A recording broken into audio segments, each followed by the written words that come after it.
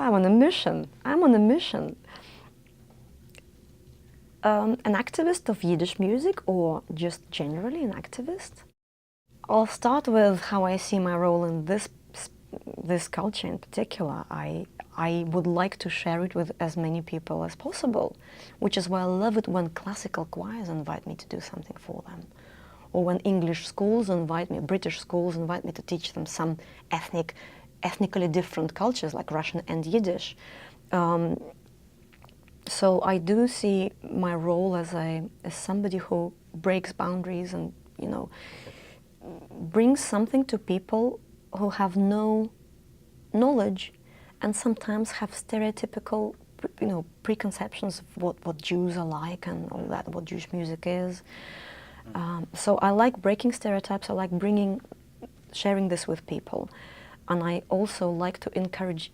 You know, sometimes you get one or two young people who would get interested in this, so there'll be somebody to carry this, as long as it lasts. You know, as long as it lasts, as long as there are some Yiddish singers doing this, it's pleasing, it's good, it's a beautiful culture. It has to be there. You know, it's worth saving as long as we can.